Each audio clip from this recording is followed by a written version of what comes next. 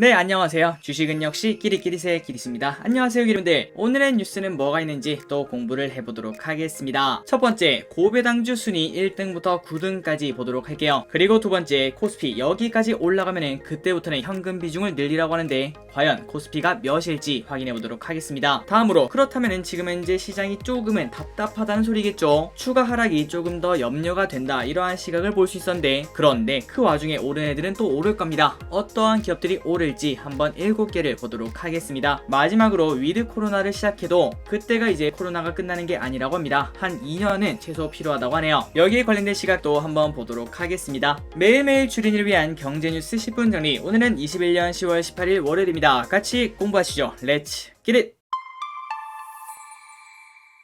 자, 날씨가 진짜 갑자기 추워졌습니다. 가을은 어디 가고 갑자기 겨울이 왔네요. 기리분들 감기 진짜 조심하시고요. 그리고 감기 걸리면 코로나랑 헷갈리지 않겠습니까? 그러니까 귀찮아질 확률이 조금 더 높습니다. 그러니 항상 감기 조심하시기 바랍니다. 첫 번째 뉴스를 보도록 하겠습니다. 자, 날씨가 추워지면 바로 이거죠. 배당주. 이때까지 배당주를 계속 봤지만 한 번 더 리마인드를 해보도록 하겠습니다. 국내 배당주 투자는 어떻게? 마켓 포인트에 따르면 코스피 고배당 50지수는 이달 15일 기준 3개월간 5.4% 상승을 했다고 합니다. 그런데 최근 들어서 코스피가 분명 나빴던 것 같은데요. 맞습니다. 같은 기간 코스피는 마이너스 8.3%였다고 하네요. 그러니 이런 하락장에서 고배당 지수는 방어를 해주는 것만 해도 대단한데, 그런데 그 와중에 올랐다는 소리입니다. 그리고 지금처럼 이렇게 장이 안 좋을 때는 앞으로도 이런 시각이 유효하다, 이런 생각을 해볼 수 있겠죠. 그리고 기리분들이 아시다시피 배당 지수는 시장 대표 지수와 비교해 하락장이나 조정장에서 방어력을 갖는 것으로 평가가 된다고 하는데, 이번에는 방어력은커녕 공격력을 보여줬다고 합니다. 그래서 어떤 기업들이 배당을 많이 주는가, 그걸 한번 보도록 하겠습니다. FN가이드가 15일 기준으로 추정 기관이 3곳이 넘는 그러한 기업들 중에서 배당이 5%가 넘는 기업을 19개를 뽑아왔다고 합니다. 거기서 순위를 매겨보면 이렇게 나온다고 하네요. 1등 삼성증권 7.92%, 어마무시합니다. 이 정도의 수익률이면 1년 수익률에 거의 버금간다고 생각을 해볼 수 있을 것 같습니다. 그리고 NH투자증권 7%, 우리금융지주 6.9%, 삼성카드 6.6%,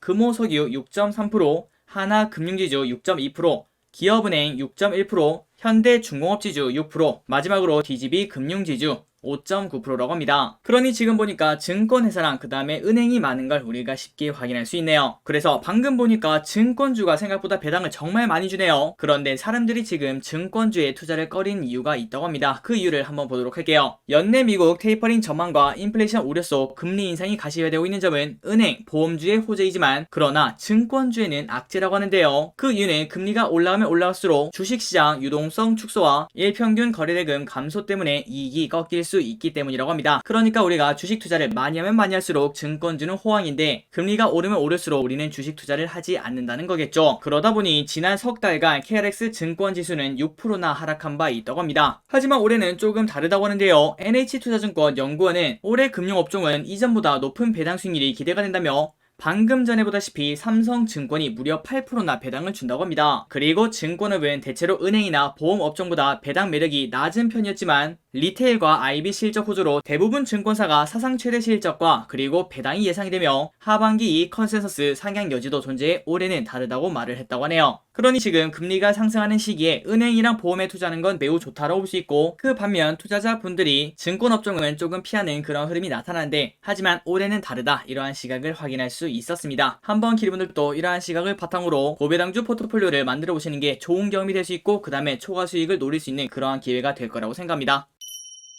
다음입니다. 이제 또 그분이 오고 있습니다. 카카오페이 세 번째 상장 시도, 이번에는 웃을 수 있을까? 두 차례나 증권 신고서를 정정했던 카카오페이가 이번 주 수요 예측에 나섭니다. 금융투자업계에 따르면 카카오페이는 오는 20일부터 21일 당장 이틀 뒤네요. 그 기간 동안 기관 투자자 대상 수요 예측을 진행한다고 하는데, 그리고 다음 주인 25일에서 26일 일반 청약을 거쳐 다음 달 3일 코스피 시장에 입성할 예정이라고 합니다. 그리고 주관사는 삼성증권, 대신증권, 한국투자증권, 신한금융투자가 있다고 하네요. 자, 카카오페이는 조금 특이했습니다. 국내 IPO 사상 최초로 일반 투자자 청약 물량 전부를 균등 방식으로 배정을 한다고 하는데요. 그러니까 돈 놓고 돈 먹기인 비례 방식이 없다는 소리입니다. 이에 따라 우리는 모두 깐부가 되어서 최소 청약 기준인 20주를 청약하면 누구나 같은 수량의 주식을 받게 된다는 소리겠죠. 자, 과연 이러한 방식이 카카오페이 상장에 어떠한 영향을 줄지 개인적으로 진짜 궁금합니다. 이 부분도 한번 한번 관심있게 보시면 좋을 것 같아요. 하지만 카카오페이가 조금 답답한 상황인 거 아마 다들 알고 계실 거라고 생각합니다. 지난달 금융당국의 제재에 발목이 잡혔었죠. 금융당국은 카카오페이 등 온라인 금융 플랫폼 업체의 대출 보험 상품 비교 서비스 그리고 펀드 판매 등이 광고가 아니라 사실상 중개 서비스라고 판단을 했다고 합니다. 그러니 규제가 들어간다는 소리겠죠. 그러다 보니 카카오페이는 9월 24일 또 한 차례 신고를 자진 정정했는데요. 아직까지 이 리스크가 완벽하게 사라지지 않았는데 과연 우리가 여기에 청약할 만한 기업인지 한번 또 이번 주에 공부를 해보도록 하겠습니다. 다음입니다. 코스피 3000 회복을 했습니다. 그런데 현금 비중 높여라.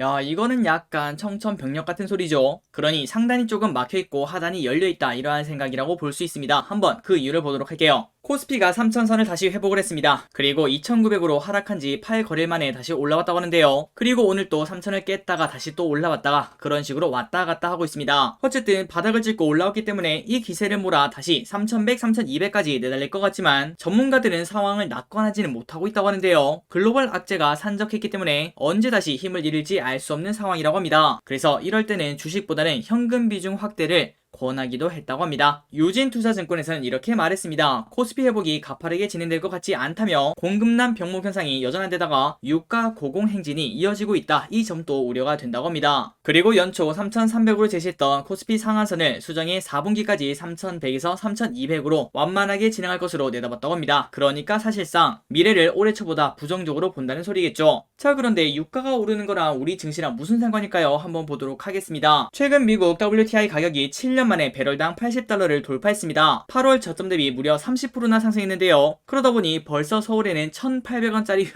휘발유가 나왔다고 합니다. 차를 타기가 두려워지는 그러한 기름값이라고 볼 수 있습니다. 그리고 이러한 유가의 고공행진은 주식시장에 부정적인 영향을 주고 있다고 하는데 그 이유는 기업은 대부분의 에너지를 수입에 의존하지 않겠습니까? 그렇기 때문에 원가 부담을 가중하는 원인이라고 하네요. 그리고 단기적으로 보면은 유가가 상승하면 상승할수록 기업의 수익성이 나빠질 수밖에 없겠죠. 그렇기 때문에 무역 수지가 나빠질 거라고 생각을 해볼 수 있고, 그리고 이 무역 수지는 코스피 12개월 선행 주당 순이익 EPS와 대체로 동일한 궤적을 나타냈다고 합니다. 그러니 유가가 상승하면 무역 수지가 나빠지고, 그 말을 다시 말하자면 결국은 기업들이 돈을 못 버니까 기업들의 가치가 결국 낮아질 수밖에 없다고 합니다. 그렇기 때문에 유가 상승 여부에 관심을 둬야 된다고 하네요. 다음으로 남은 11월 그리고 12월 이벤트가 많습니다. 일단 다음 달에는 한국에서 기준금리를 올릴 예정이라고 하고요. 그리고 미국 페드에서도 올해 11월 중순부터 테이퍼링 스케줄을 시작할 것으로 전망되고 있다고 합니다. 특히 인플레이션 공포가 예상보다 커지고 있어 통화 정책 정상화 속도가 빨라질 수 있다는 관측이 나오며, 12월 초에는 우리가 얼마 전에 이제 리스크가 좀 사라졌나 싶더니 결국 또 다시 미국 연방정부의 디폴트 연장 시한이 또 종료가 된다고 하네요. 시간 진짜 빠릅니다. 그리고 그때가 되면은 연방정부 셧다운 그리고 디폴트, 이 두 가지가 또 다시 생길 수 있다고 합니다. 그렇기 때문에 올해 남은 4분기는 조금은 답답한 그러한 이벤트가 많은 편이라고 합니다. 마지막으로 대신증권에서는 코스피 시장의 경우 글로벌 경기와 업황이 맞물려 돌아간다고 합니다. 우려 개선 상황이 데이터로 확인되면은 증시가 더 올라가겠지만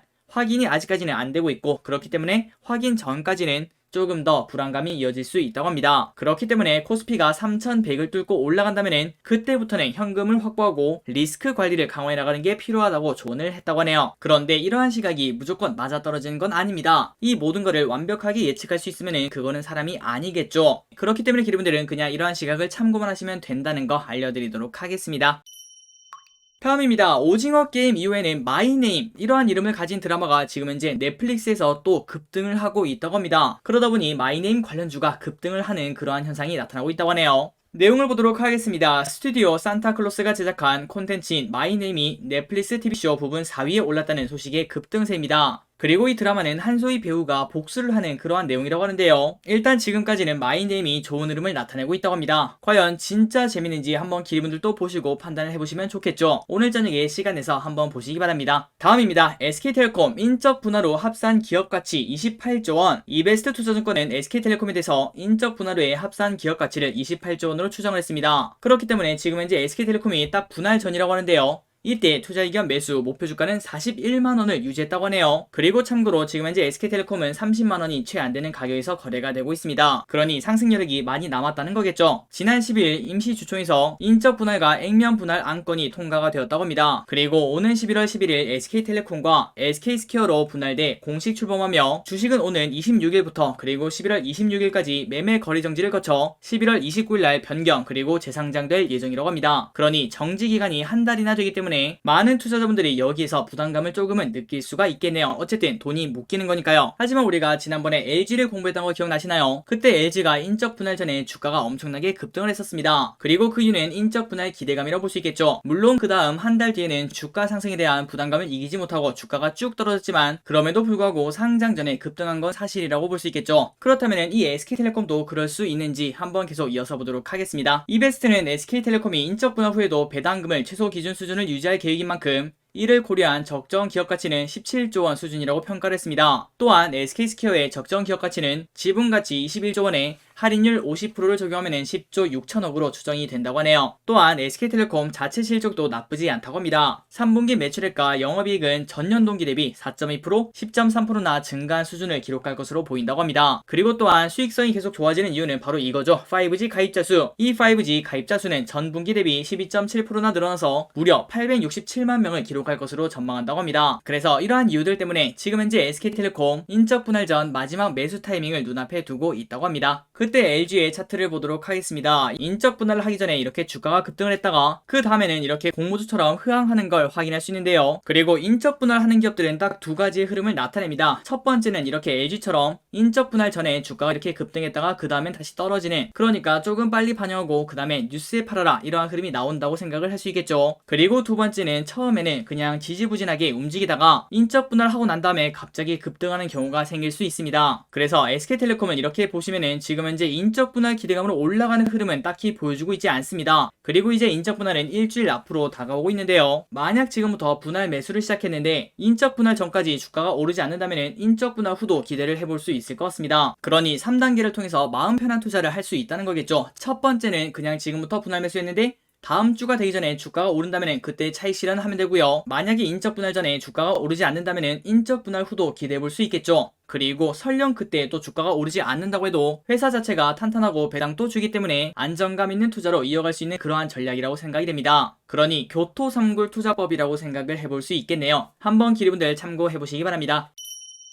다음입니다. 외국인 수급 추정치 상향 리오프닝주 주목해야. 한국투자증권은 코스피 지수가 3천선을 회복했으나 상승 탄력이 약해 추가 수익 확보를 위한 전술 차원에서 리오프닝 관련 종목을 주목할 필요가 있다, 이렇게 말했다고 합니다. 자, 그러니 아까 봤던 그 뉴스죠. 지금 이제 코스피가 3천을 뚫고 올라왔는데 아직까지는 보수적인 시각을 가지고 있어야 된다고 하는데요. 하지만 그런 와중에 또 오를 애들은 오릅니다. 그렇다면 뭐가 오르나 그걸 봤더니 바로 리오프닝 관련주를 관심있게 보라고 조언했습니다. 지난 15일 정부는 사실상 마지막 사회적 거리두기 조정안을 발표했는데 기간은 2주 더 연장되나 방역 강도는 확실히 약해졌죠. 이는 시장 전반에 호재로 작용할 수 있는 요소라고 볼 수 있고, 그리고 백신 완전 접종률은 이미 64%가 넘었고 신규 확진자 감소도 긍정적이라고 합니다. 그렇기 때문에 리오프닝 기대는 더 커질 수밖에 없다는 거겠죠. 그리고 더 중요한 거는 우리나라가 어떤 시장이죠? 맞습니다. 외국인에 의해서 좌지우지되는 시장이죠. 그런데 지난주에 외국인이 그렇게 매도를 했는데 의류, 호텔, 면세점, 항공 등 리오프닝 관련주를 순매수하기 시작했다고 합니다. 그러니 외국인의 수급을 기대할 수 있다, 이러한 부분도 장점이라고 볼 수 있겠죠. 하지만 기사를 열심히 읽어서 어떠한 기업을 샀나 그걸 다 기다렸는데 그 말은 해주지 않더라고요. 그래서 저기릿이 직접 한번 살펴봤습니다. 일단 외국인이 매도를 하고 있다는 걸 한번 보도록 하겠습니다. 딱 보시면은 매도를 하고 있죠. 누가 봐도 명백하다고 볼 수 있겠네요. 그런데 이 와중에 외국인이 지난주 순매수한 기업들을 한번 살펴보니까 진짜로 리오프닝 관련주가 몇 개가 섞여 있었습니다. 자, 이렇게 7개가 있었는데 이거는 참고만 하시면 될 것 같아요. 일단 일주일 샀다고 다음 주도 살지 그 다음에 다다음 주 살지 그건 알 수 없는 거니까요. 그러니 기분들은 위 7개 기업들의 현재 외국인 매수가 조금 들어오고 있구나, 이 정도로 받아들이시면 될 것 같습니다. 그래서 직접 확인한 결과 7개가 있는데 FNF,